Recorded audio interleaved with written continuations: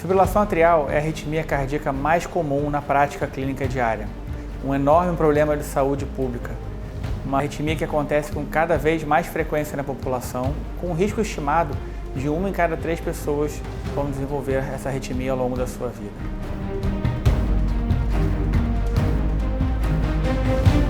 Você que é clínico e lida com esse paciente no consultório ou na sala de emergência, sabe da dificuldade que nós temos com o tratamento farmacológico dessa patologia.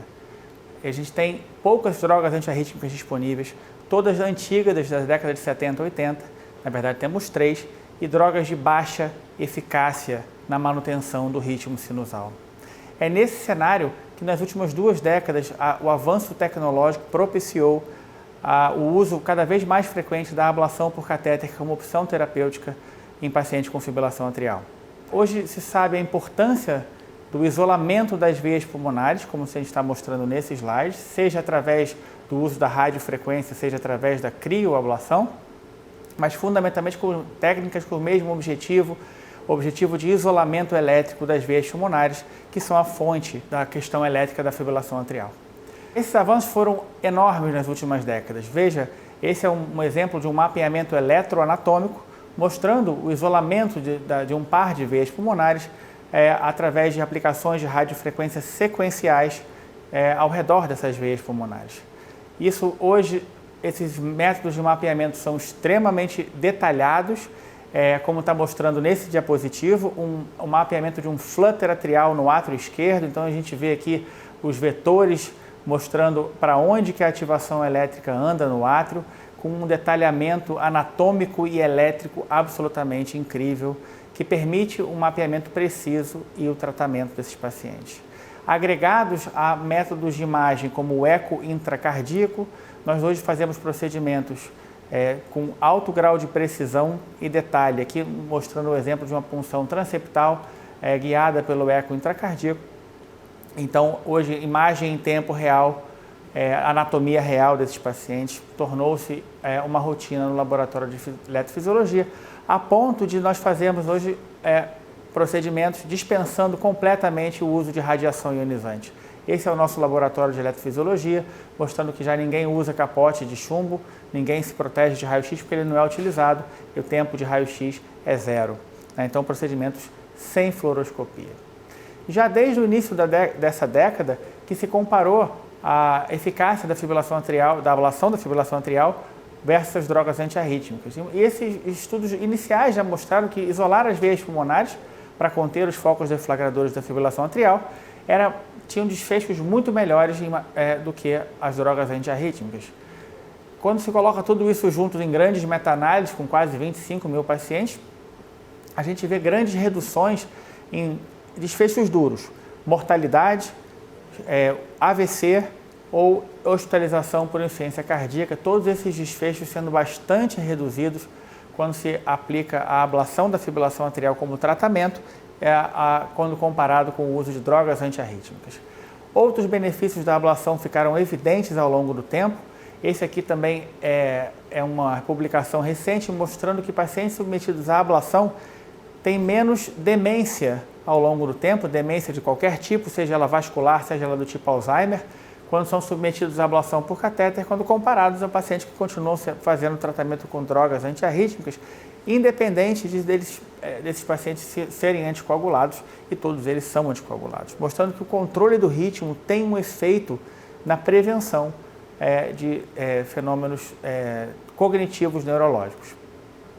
Pacientes com insuficiência cardíaca, onde a fibrilação atrial é ainda mais prevalente e ainda mais deletéria para o estado funcional do paciente, também são hoje submetidos à ablação por catéter.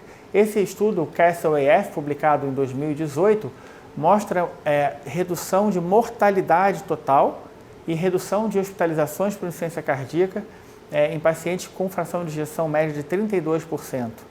Então, hoje não é incomum nós levarmos para o laboratório de eletrofisiologia pacientes que têm remodelamentos atriais, remodelamentos esses associados à cardiomiopatia atrial, formas mais avançadas de insuficiência cardíaca, onde nós mapeamos a voltagem atrial, aqui à esquerda, mostrando que a área em roxo é a área de voltagem normal, as outras cores, áreas de baixa voltagem, e à direita mostrando que tudo ficou em cinza, ou seja, toda essa região isolada, não só aqui no caso as veias pulmonares, como a parede posterior do átrio esquerdo, procedimentos mais largos para compensar o remodelamento atrial.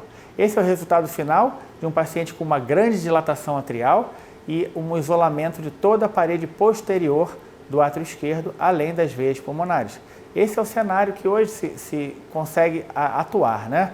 Um outro exemplo, um paciente com uma gravíssima disfunção ventricular, MitraClip para correção de insuficiência mitral, Amplatzer no septo e também é submetido à ablação por catéter. Esses são os pacientes mais graves, mas são os pacientes que mais se beneficiam do ritmo sinusal. Quais são os fatores preditores de recorrência? Esse procedimento apresenta recorrências em até 20% dos pacientes quando eles têm coração normal e, mais do que isso, um pouco quando eles têm cardiopatia significativa e remodelamento atrial. E o fator preditor de recorrência mais importante é o timing da ablação. Esse é um fator primordial. Muitas vezes o paciente já vai para a ablação com remodelamento atrial, com fibrose atrial. Esse estudo mostra que o tempo entre o diagnóstico e a realização da ablação é crucial. E quanto mais precoce essa ablação é feita, melhores são os resultados. Em novembro de 2020, foram publicados 2 estudos simultâneos no New England Journal of Medicine, comparando a ablação com drogas antiarrítmicas como primeira linha de tratamento, ou seja, antes do paciente receber drogas antiarrítmicas, ele já vai direto para o tratamento ablativo. Aqui no caso foi usado a crioablação, mas com resultados absolutamente contundentes. Isolar as veias pulmonares como primeira linha de tratamento teve desfechos muito melhores do que usar drogas antiarrítmicas.